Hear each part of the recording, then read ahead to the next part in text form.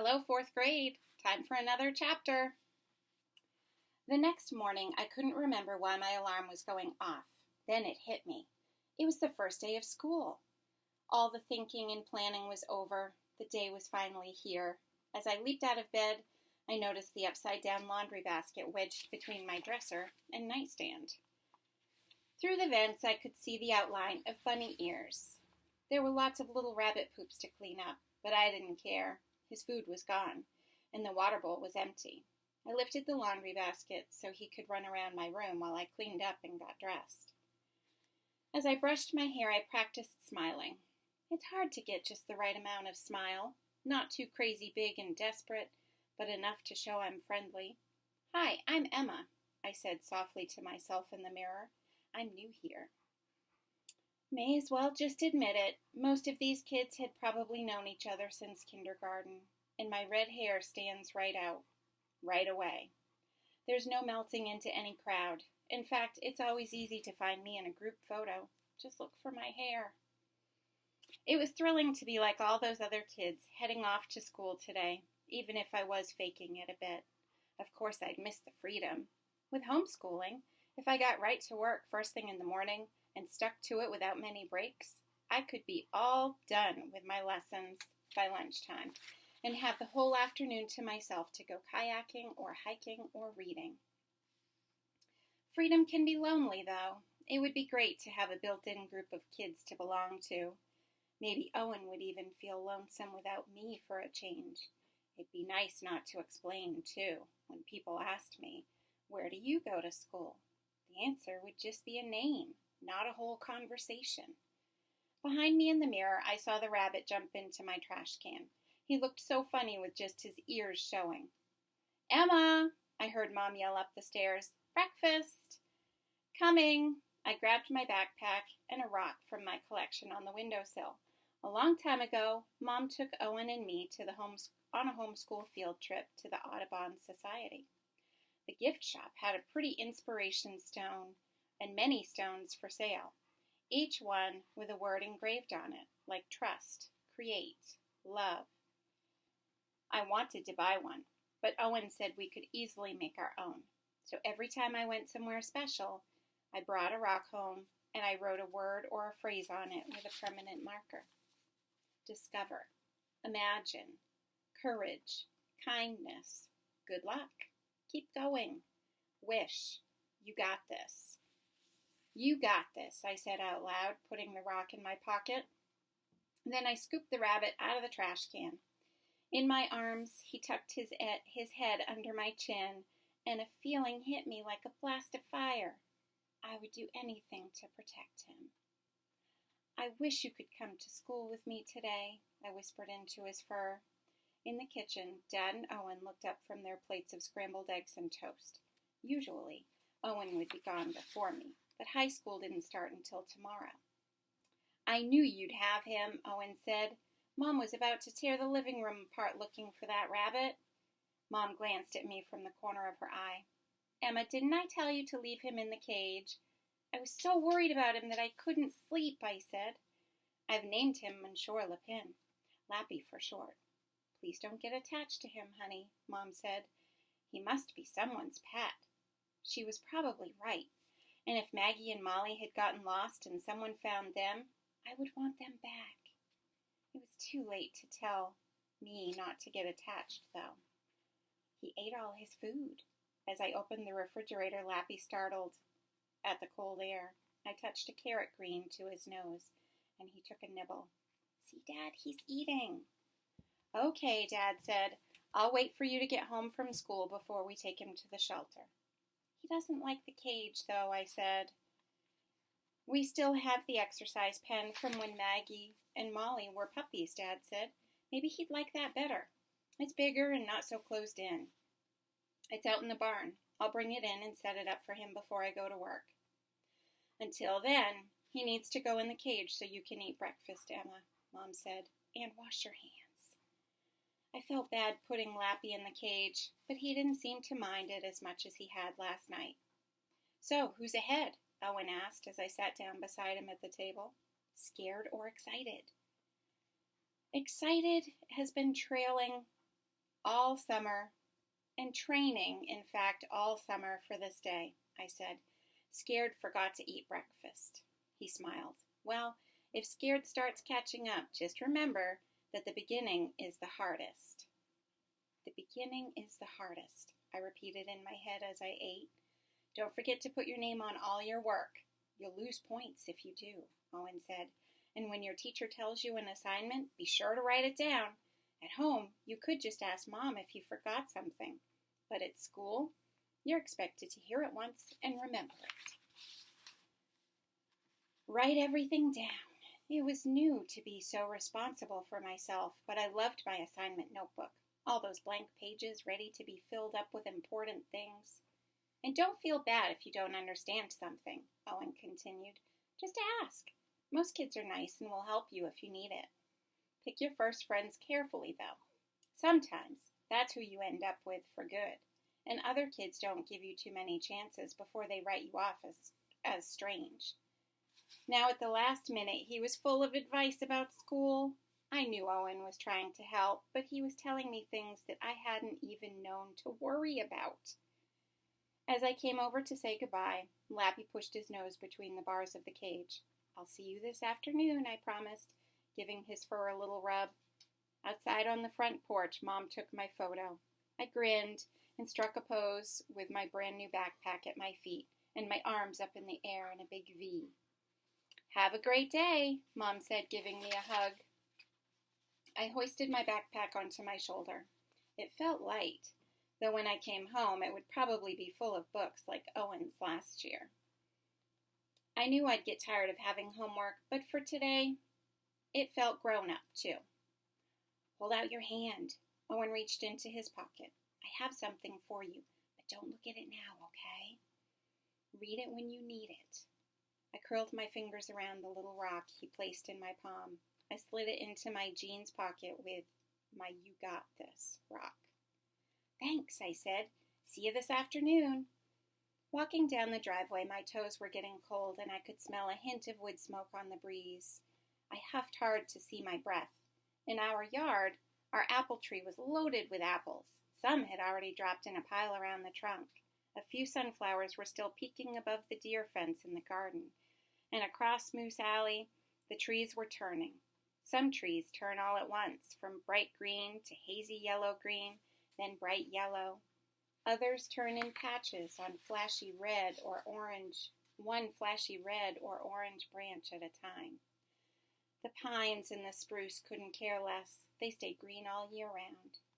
Today, the skinny spruce trees with their pointy tops reminded me of sharpened pencils, like the brand new ones in my backpack. I heard the bus coming before I saw it.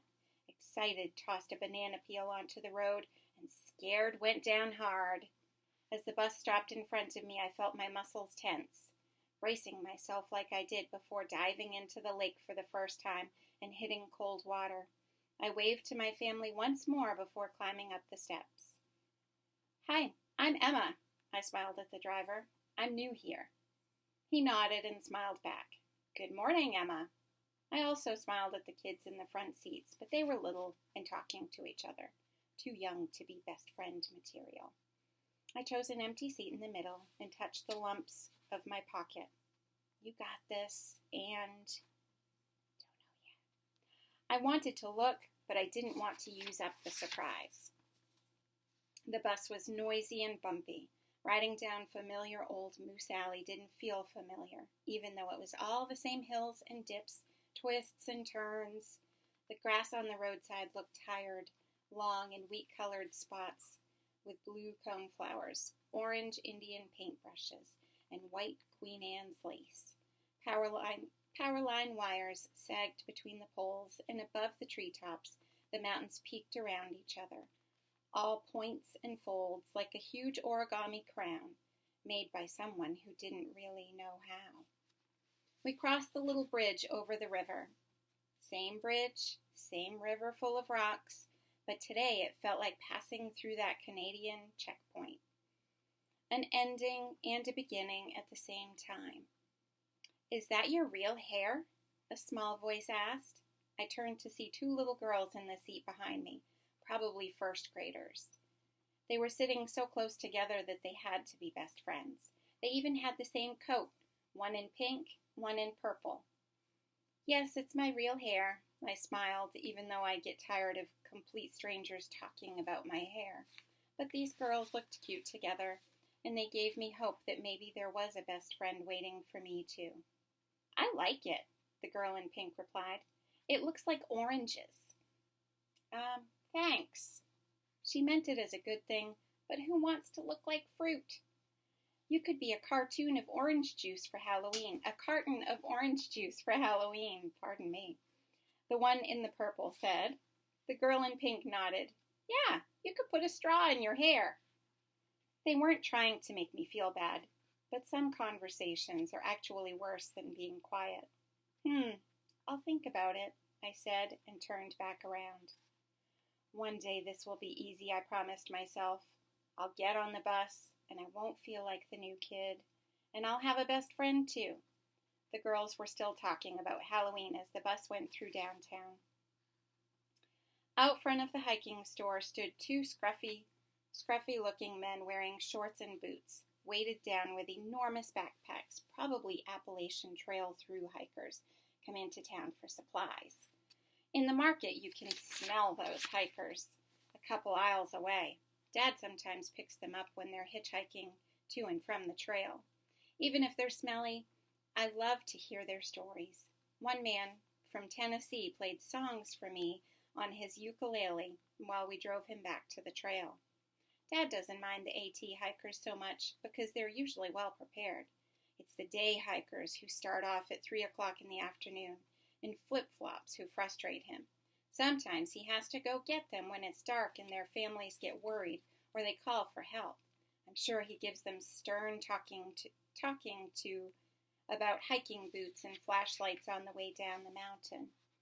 My bus passed the marina, past the post office, the real estate office with its side-by-side American and Canadian flag, the bank, the coffee shop with cars and ATVs parked out front for breakfast, the library, and the ice cream shop with a sign in the window, closing on Columbus Day.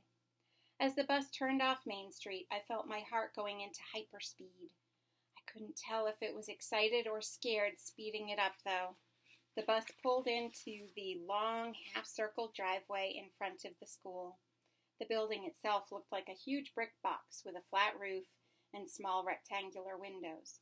A banner hung above the doorway that said, "Welcome to Lakeview Elementary School, home of the Lakers." Lakers was a funny name, not fierce like most school mascots, bobcats or bears or tigers. Watch out, we're the hungry, mighty lake. Weird. I was glad, though. A lake felt familiar, calming, and gentle. A few buses were lined up in front of the school. Out back were ball fields, and on the side were some gardens in raised beds with a little homemade greenhouse. A deer fence surrounded the garden area, but I could see a hole under the fence where some animal had dug under. I smiled, imagining the story Pepe might tell. It happened once that Monsieur Lepin saw a school at the edge of the woods. Then he noticed something green growing in the garden. I'll go have myself a look, he thought, twitching his nose, and perhaps a taste. He'd trick some other animals into doing the work, though. Maybe he'd come upon stinky black and white Madame Muffet. I hear there are tasty grubs under that fence, Monsieur Lepin would say. I'll come back later and eat them. You go on, Madame Muffet would say, waiting for him to leave. Then she would dig and dig until she made a big hole and not find a single grub. When I see Monsieur Lepin, I will give him a big spray with my tail. She'd grumble and waddle away to the woods. Monsieur Lepin would come back later and have a big hole already made for him, right in that delicious garden. The bus stopped with a screech of brakes. Everyone out, the bus driver said. Have a great first day. So it was. Just thinking about Pepe and his stories made me feel braver. I picked up my backpack and followed the other students up the bus aisle, and down the walkway. There were kids everywhere, kindergartners to fifth graders, rushing and laughing and talking really loudly to each other. Before I stepped inside the school, I decided I had earned a peek at Owen's Rock. I stepped off the side of the walkway to let the other kids pass by. He'd written B on one side. I imagined what could be on the other side. Be brave, be happy, be strong. B, I squeezed the rock tightly in my hand before turning it over. Yourself. Those are great words of advice.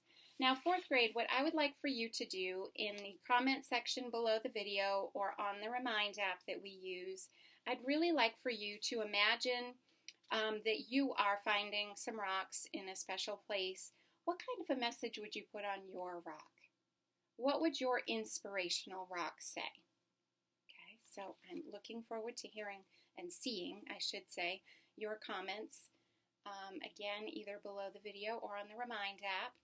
Remember, I'd like to know what your inspirational words would be written on a special rock.